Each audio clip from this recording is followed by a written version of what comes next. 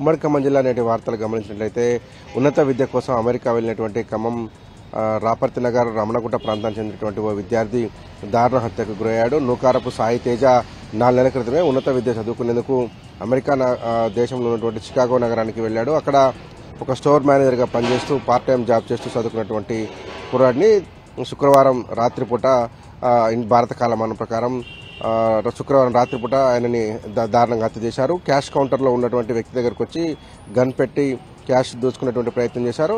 డబ్బులన్నీ దోచుకున్న తర్వాత కూడా కాల్పులు జరపడంతో సాయి తేజ్ అక్కడికి మృతి చెందాడు. ఖమ్మం నగరానికి చెందినటువంటి నూకారపు కోటేశ్వరరావు దంపతులకు 2 కుమారులు అయితే పెద్ద కుమార్తె అమెరికాలో చదువుకుంటుంది. ఇప్పుడు 4 నెలల క్రితం వెళ్ళినటువంటి సాయి తేజ్ కూడా దుండగుల చేతిలో దారుణ హత్య గురి కావడంతో ఆ ఇంట్లో విషాదాలు అలుముకున్నాయి.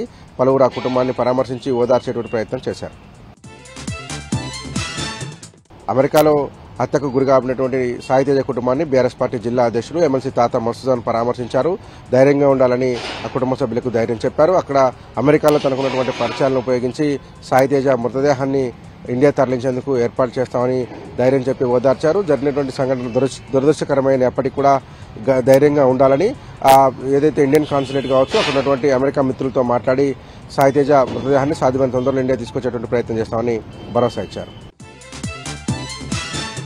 వాజేడు మండలం ధర్మారం గ్రామంలో వెలిసినటువంటి మావోయిస్టు వ్యతిరేక పోస్టర్లు కలకలం రేపుతున్నాయి. ఆదివాసీ ఐక్యవేదిక పేరుతో వెలిసినటువంటి పోస్టర్లు కరపత్రాల్లో మావోయిస్టులకు వ్యతిరేకమైనటువంటి రాతలు రాసి ఉండటం ఇప్పుడు చర్చనీయాంశమైంది. ఆదివాసుల కోసం పోరాడుతున్నామని చెప్పినటువంటి మావోయిస్టులు అదే ఆదివాసీ బిడ్డల్ని ఎట్లా చంపుతారని ప్రశ్నించారు. దాంతోపాటు కష్టపడి చదువుకున్నటువంటి ఆదివాసీ బిడ్డలను మట్టుపెట్టడం, పోలీస్ ఇన్ఫార్మర్ల నెపంతో ఊచకోత కోయడాన్ని కూడా ఆ వాల్ పోస్టర్లు కరపత్రాల్లో తప్పుపట్టారు.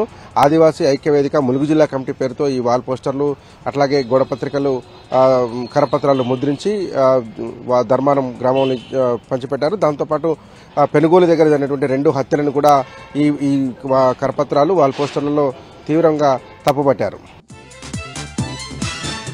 ఖమ్మం జిల్లా వ్యాప్తంగా దొంగతనాలు కొనసాగుతున్నాయి. ఖమ్మం నగరంలో నర్తక్ థియేటర్ సమీపంలో ఉన్నటువంటి Shadow Fox Technologies Private Limited అనే కంపెనీలో దొంగలు షట్టర్ తాళాలు పలగొట్టి లోపలికి చొచ్చుకొని వచ్చారు. కొంత నగదు అట్లాగే ఇతర డాక్యుమెంట్లు అపహరించుకుపోయారు. విషయం తెలుసుకున్నటువంటి 3 టౌన్ పోలీసులు ఘటనా స్థలానికి చేరుకుని దొంగతనం జరిగినటువంటి తీరును పరిశీలించారు. ఎంత నగదు పోయింది, ఏమేమి డాక్యుమెంట్లు మిస్ అయినటువంటి విషయంలో విచారణ జరుపుతున్నారు. దాంతోపాటు సీసీటీవీ ఫుటేజ్తో పాటు దొంగతనం జరిగినటువంటి విధానాన్ని పోలీసులు అధ్యయనం చేస్తున్నారు. కేసు నమోదు చేసి దర్యాప్తు కొనసాగిస్తున్నారు.